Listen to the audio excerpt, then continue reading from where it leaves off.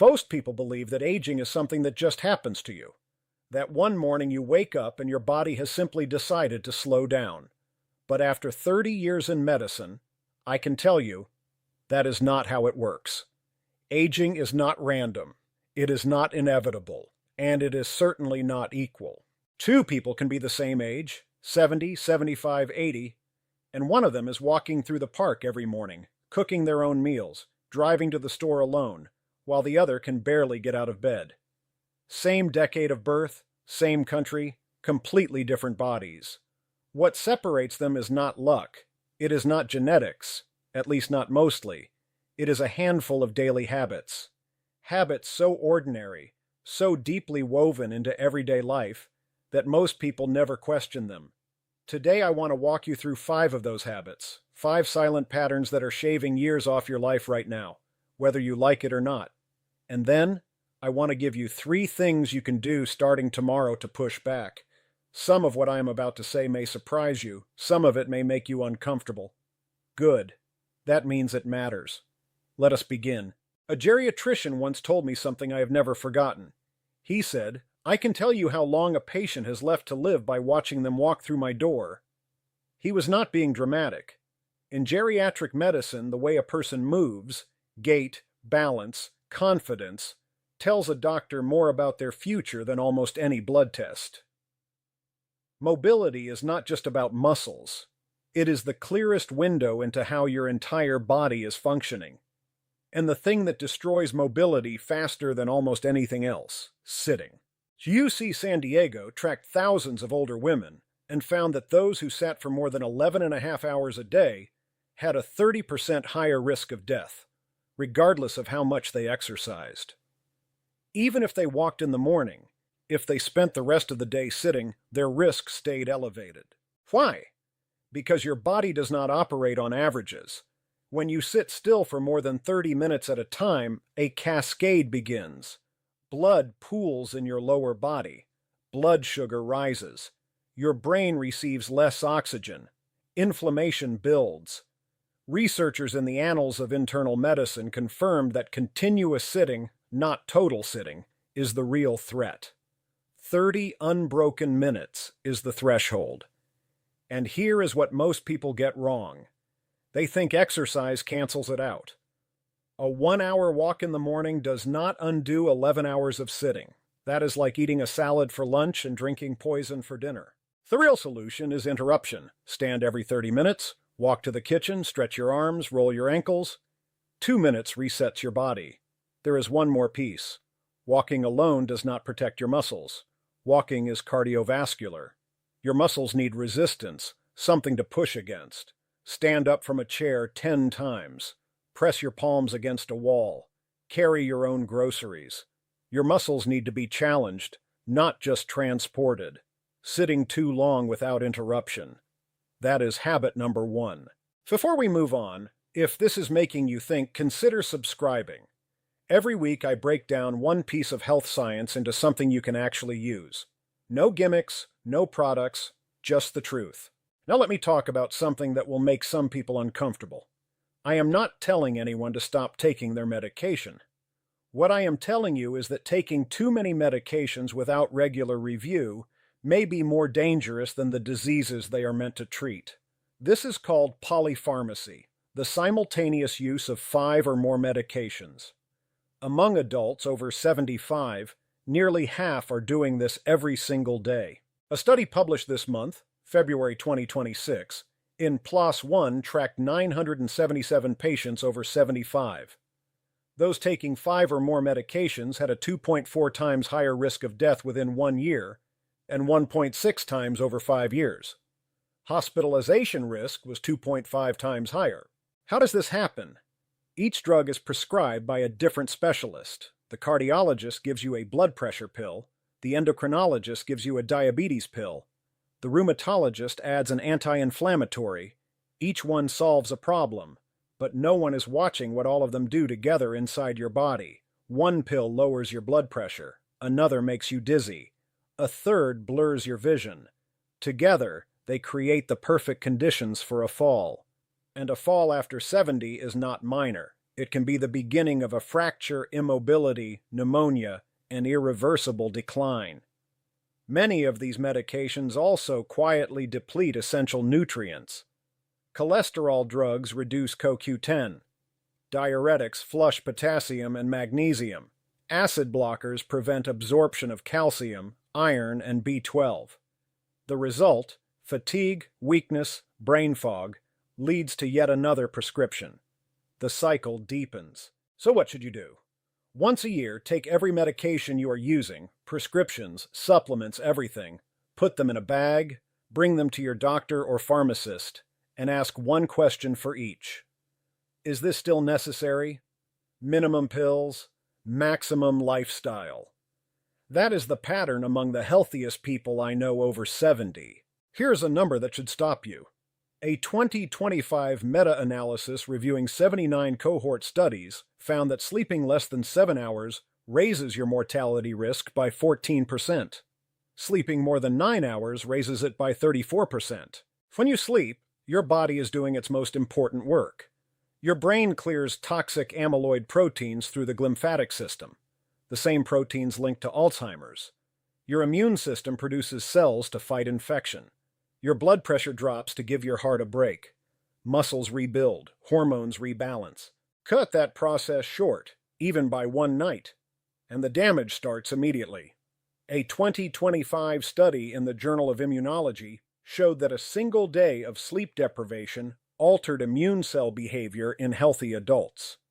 In older adults, whose immune systems are already fragile, the impact is far worse. Chronic sleep deprivation raises blood pressure, increases inflammation, destabilizes blood sugar, and accelerates telomere shortening, the protective caps on your chromosomes that mark biological aging. Sleeping less does not just make you feel older, it makes your cells older. Yet so many people over 60 treat sleep as optional. They stay up for television. They scroll through their phone in bed. They tell themselves they will catch up on the weekend, but sleep debt does not work like money. You cannot pay it back in bulk. Your body needs consistency. The fix requires discipline, not complexity. Go to bed at the same time every night, including weekends. Turn off your screen 1 hour before sleep. Keep your room cool, dark, and quiet. If you wake up and cannot fall back asleep, do not reach for your phone. Lie still. Breathe slowly. Let your body remember rest. After 2 or 3 nights of solid 7 to 8 hours sleep, most people notice sharper thinking, better mood, more energy. Sleep is not wasted time. It is the foundation everything else is built on. This is the habit that hides in plain sight. Most people over 60 are not drinking enough water, and they do not even know it. As you age, your thirst mechanism weakens. The part of your brain that says, "I am thirsty," becomes less sensitive. You can be significantly dehydrated and feel perfectly fine. The National Institutes of Health tracked over 11,000 adults for 25 years in the ERIC study. People whose blood showed chronic underhydration, serum sodium above 142, were biologically older than their actual age. They developed 39% more chronic diseases, including heart failure, dementia, diabetes, and stroke. They had a 21% higher risk of dying early. Researchers estimated nearly half the world is chronically underhydrated. When your body lacks water, your blood thickens. Your heart pumps harder, your kidneys struggle to filter waste, and over time their function declines, often without symptoms until the damage is irreversible. Your brain, over 70% water, slows down. Studies show dehydrated older adults display cognitive patterns of people 10 years older. Your joints suffer too. Cartilage is mostly water. Without hydration, it dries, friction increases, inflammation rises, and pain worsens, especially for those already managing arthritis. The solution is simple but strategic. Drink a glass of water first thing in the morning. Keep a bottle within reach all day. Do not wait until you feel thirsty. By then, you are already behind. Add lemon or cucumber if plain water does not appeal. Eat water-rich foods, watermelon, cucumber, soup, broth. Check your urine. Light yellow means you are on track. Dark means drink now. You do not need to flood your body. You just need to stay ahead of the deficit. Consistently. Every day. The last habit on this list is one most people never think of as a habit, but it is. Stress is not just something that happens to you. It is something you practice through the way you respond to your life every day. A Finnish study found chronic stress shortens life expectancy by approximately 2.8 years. That may sound modest compared to the other numbers today. But stress is different. It is not just its own risk. It is a multiplier of every other risk. When you are stressed, you eat worse, you move less, you sleep poorly, you isolate yourself. Stress pushes you toward every other habit on this list. The mechanism is cortisol. In short bursts, cortisol sharpens focus and raises energy. But when it stays elevated for months and years, it becomes destructive. It suppresses your immune system. It raises blood sugar. It increases inflammation. It breaks down muscle tissue. It accelerates telomere shortening, the same aging markers affected by poor sleep. A University of Southern California study found that social stress, loneliness, financial pressure, caregiving, loss, directly accelerates immune aging. Your defense system starts to behave like it belongs to someone much older. For many seniors, stress is invisible because it is constant. It is the background hum of worry about health, money, independence being a burden. No single crisis, just a low-grade tension that never turns off. The solution is not to eliminate stress. That is impossible. The solution is to give your nervous system permission to recover. A 10-minute walk. A real conversation with someone you trust. A hobby that absorbs your attention. Even slow, deep breathing for 2 minutes measurably lowers cortisol. You do not have to fix your life. You just have to let your body rest from fighting it, even for a few minutes a day. If someone you love is over 60, send them this video, not as a warning, as a gift. Because knowing these 5 habits can change the next 10 years of their life. Those are the 5 habits: sitting too long, taking too many pills without review, sleeping too little, drinking too little water, and living under constant stress. Now I promised you 3 things you can do, starting tomorrow, to fight back. These are not dramatic lifestyle overhauls. They are small daily acts of resistance against decline. And each one addresses multiple habits on the list we just discussed. The first one is about how you eat, not what diet you follow, not what supplements you take. Just one rule: include a palm-sized portion of protein at every meal: breakfast, lunch, and dinner.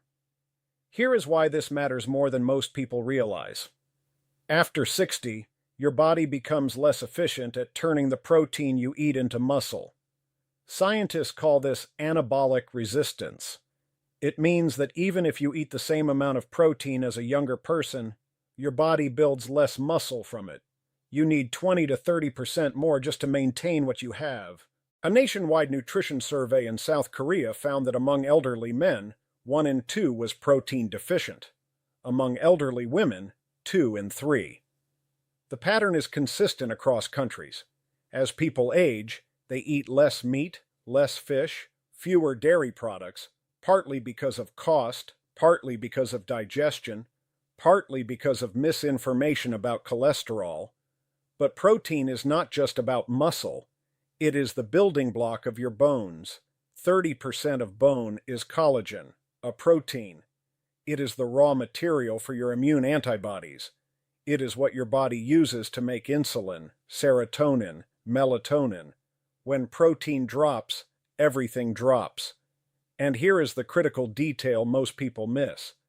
Your body cannot store protein the way it stores fat or carbohydrates. If you eat all your protein at dinner, which is the most common pattern, your body can only use a fraction of it. The rest is wasted. But if you spread it across 3 meals, muscle synthesis improves by 20 to 30%. So tomorrow morning, add 2 eggs, or a cup of Greek yogurt, or a handful of walnuts. At lunch, add a piece of chicken or a serving of tofu. At dinner, keep doing what you are doing. The change is not in the total amount. It is in the distribution. The second habit takes 2 minutes and costs nothing. Every 30 minutes, stand up. That is it. Stand up, stretch, walk a few steps, sit back down. Reset the clock. Do it again in 30 minutes. This single habit directly counters the number one killer on our list, prolonged sitting. It restores blood flow, it reactivates your muscles, it pulls glucose out of your blood, it sends oxygen back to your brain.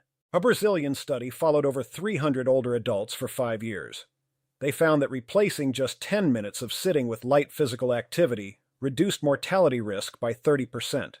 Not running, not lifting weights, just standing and moving, and replacing 60 minutes brought the risk down by 78%. The returns on this investment are extraordinary. You can tie it to things you already do. Stand up during TV commercials. Stand when you take a phone call. Walk to the kitchen every time you refill your water, which, by the way, also addresses habit number 4 on our list. 2 habits solved with 1 trip to the sink. Here is what the Annals of Internal Medicine confirmed.